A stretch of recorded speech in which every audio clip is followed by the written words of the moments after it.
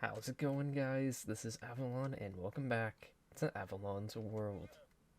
Thank you, Llama. Last episode, we worked on this behind me, the Axolotl Sanctuary, Axolotl Breeding Area, whatever you want to call it, and it was a lot of fun. And the beacon, the grass here, where the beacon base still hasn't grown back.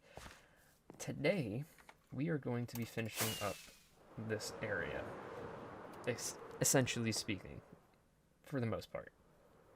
I say that very loosely because there more than likely will be other projects that we do in the future, but for the time being, until we come up with other projects, I only have two.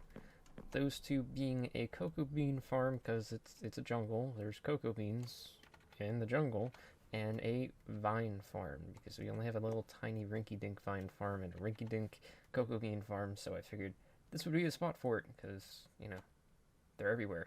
Just kind of makes sense.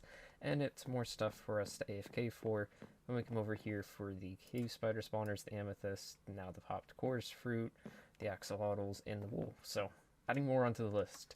And then we're going to essentially fill in every single space that we see. So the space right in front of here and all along the back. And I was thinking of adding some houses over along the... Ooh, that's the chat. Over along the edge there. But we'll have to see, and then we're also going to have to light up the entire area, make it mob-proof and everything, essentially finishing off this area. But after I do that, I don't know if I can technically classify this as a village. So, I'm going to leave it up to you guys in the comments below, or until I figure something else out. Leave a comment down below about a name for this village, town, whatever you want to call it, because Evelyn's village just won't cut it anymore. Okay. Cocoa Bean Farm is kind of up and running, except there's no cocoa beans on it. All the redstone's in place, and it is a very simplistic, very basic farm. I don't use cocoa beans too often, so I didn't make it too big. Just enough, and from my testing, I got like a stack just from a little bit, so I think this is 20? 20 times 5, 100 spaces, so that's 100 different cocoa beans, and I don't know the rates for cocoa beans, but, this will do. I came up with this by myself, because all you need to do is just really push it up and push it down to break the cocoa beans, and it's a really basic system. You press the button, activates this repeater here, which powers the torch tower, which powers the top pistons, but after the bottom pistons get fired, which we can demonstrate and mind your ears because of the pistons. Pushes it up, and then immediately pushes it back down. We can head on up to see the redstone at the top. It is very simplistic, very basic. It works in survival. I wasn't trying to be minimalistic here. If I wanted to be minimalistic, if that's even the right way to pronounce that word, I would use water. But, we have iron, we got wood, we got cobble. We'll use pistons.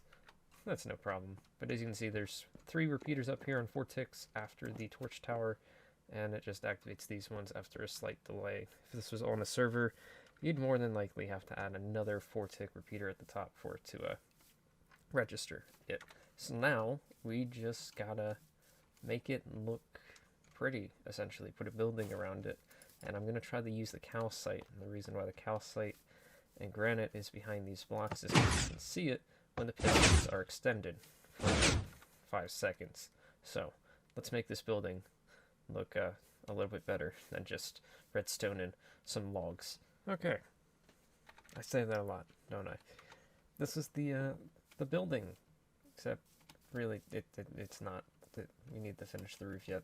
But I wanted to show you the kind of foundation. I've been trying to switch things up. We went with mostly wood with a granite roof, so now I'm going with mostly stone with bits of calcite with a whatchamacallit roof.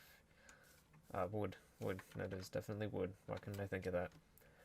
But the overall shape and structure is different, and I've been trying to challenge myself with different build styles and different building palettes. I don't know why I couldn't think of that the one episode I was talking about it, but that's kind of what I've been doing here, is using the calcite, because I didn't use calcite anywhere. If we slowly walk backwards, there it is. And the smooth stone.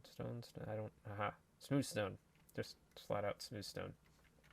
Tying things together, making it look good, because we used some here and then didn't use some anywhere else. fact, I don't even know. Okay, so we'll use some over here. It's a jumbled mess. Alright, everything's everywhere, pretty much. But I'm trying to go with a more different slope roof, because this one's the plus sign roof. We got a plus sign roof. We're going to have a lot of just straight up and down roofs for the houses. So I wanted to make at least the cocoa bean farm different from all the others. So let me finish that, and I'll be right back. Okay. Here it is. Here's the finished roof, finished product. Not quite sure how I feel about it. I added a couple more of the little window insert type things, but there's just a sea lantern there that adds some light to the roof, and then kind of tried to build up the middle there where the first window, what would be a window if it was a normal house, insert slot, whatever you want to call it, is there. I gotta add the whatchamacallits in the back, but we did not do the inside yet, so yeah, let's get on that. Hey, would you look at that? It's done. One already fully grew. Just one. I don't think these take long to grow either, compared to those that don't take long to grow at all. But this is the interior. Nothing fancy, nothing fantastic, and nothing spectacular. You know, we get some sea lantern lanterns. Yeah, that's what we're gonna call them. Brought in the calcite from the outside to tie it all together. Added in some granite, because there is very little granite exposed, because there's a lot of granite everywhere. I want to kind of play it on the down low for this build at least. Got some barrels to store some cocoa beans, and this is exactly 100 slots. And then over here I did something interesting. These are the sea lanterns on the outside. I can actually break it. They're exposed on the outside, so I wanted to make it supported kind of to the wall with the stairs like this, but that would mean the redstone is actually exposed, which I actually kind of like. You just see the redstone go off to the repeater, which you can see the wood plank right there. The little 2 pixels right where my crosshair are, that's the torch tower. I'm not going to activate this yet. This thing should fully grow by the time we are done with this episode, so we'll harvest it at some point in this episode, and we'll get an accurate count of how good this thing produces, whatever you want to call it. Hey, would you look at that? Vines. Well, this is almost ready to be harvested, and I haven't done too much. Oh no. Wait, no, you'll survive. I need to name that guy, and hopefully they doesn't escape. It's a little baby ocelot. No, it's okay, buddy. It's okay. Just, I know you guys like to despawn. They like fish, don't they? I don't have a bucket of cod. How can I get down there without destroying everything? We're just gonna have to do this.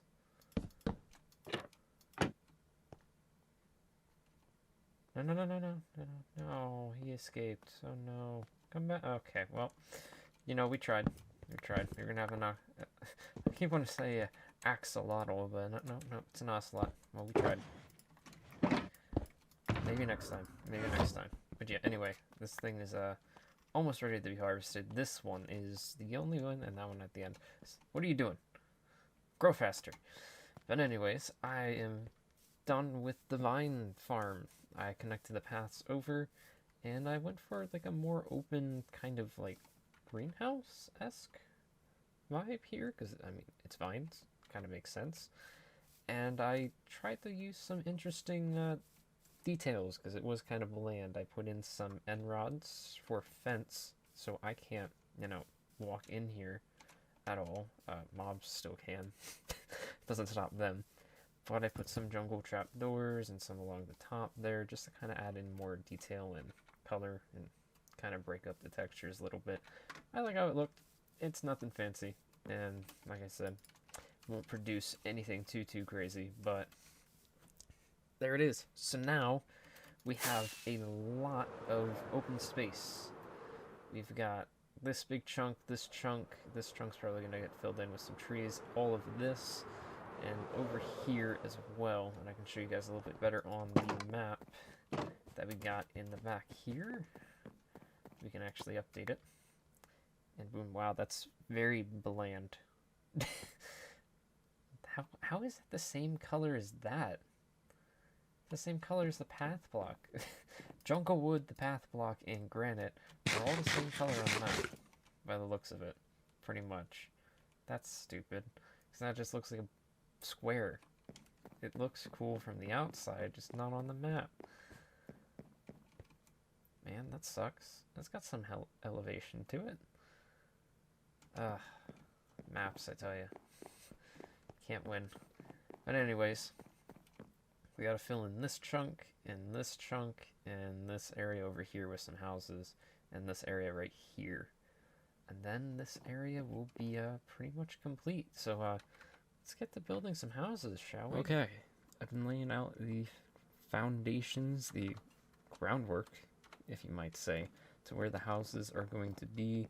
And I've also built, it's over here, don't worry, a couple tiny houses, nice simple designs. They are exactly the ones by my mine at my base, just in a different build palette. And I believe I have another one over here. Yep, right there.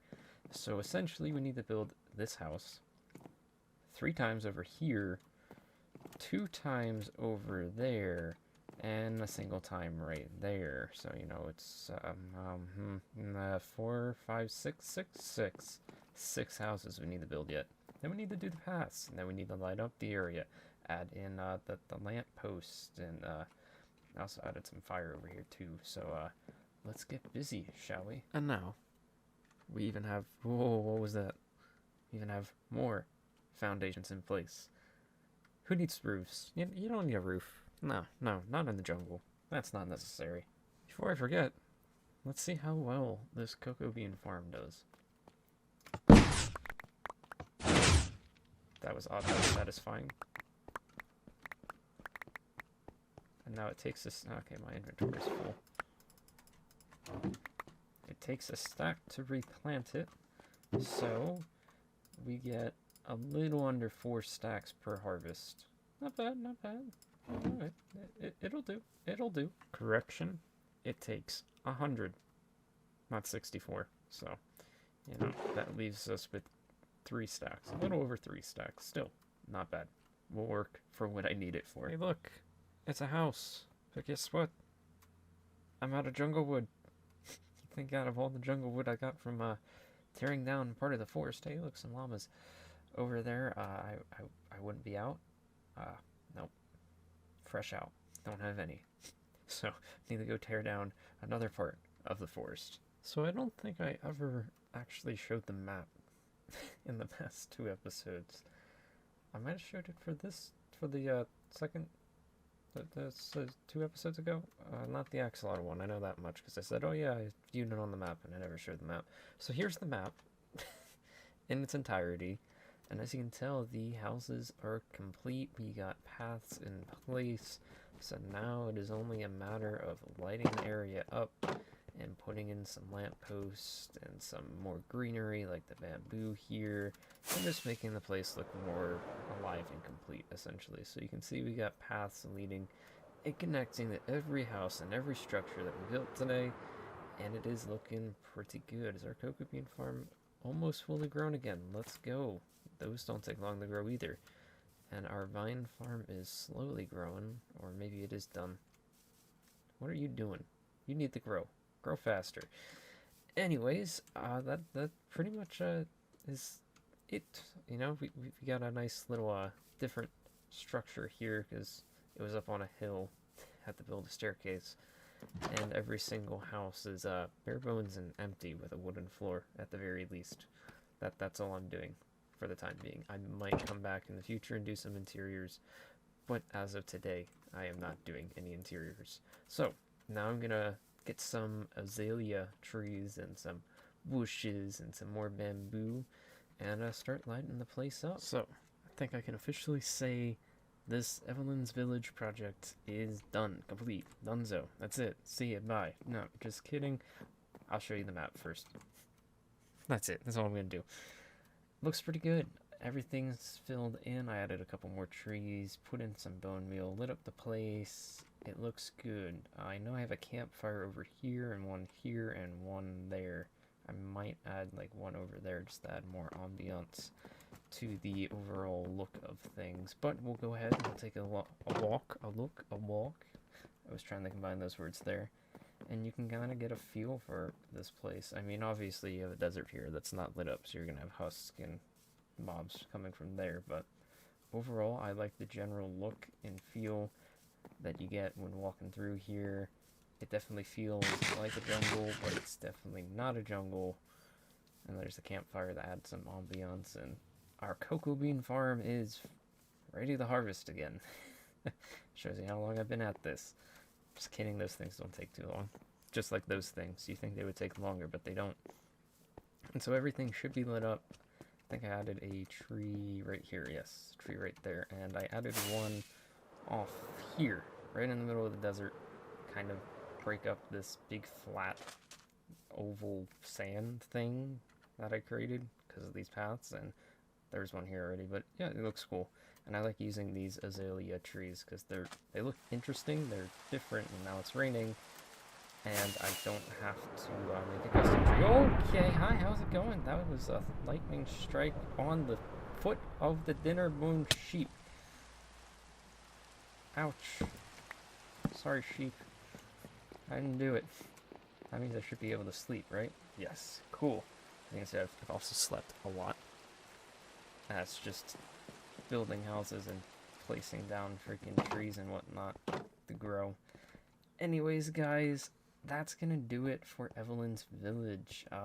Next episode's gonna be a special. No hint, it should come out on Wednesday, May the 4th. I'll let that sink in, and that's all I'm gonna say. If you enjoyed today's episode, guys, make sure to leave a like. If you haven't done so already, make sure to subscribe. It means the world to me. And let me know in the comment section below if you guys got a name for this place, because I mean, we could still call it Evelyn's Village, but, you know, it'd be cool if it actually had a name. And speaking of that, I should put the banners around the place, too. That would make more sense, right? But anyways, guys, I will catch you guys in the next one. Farewell.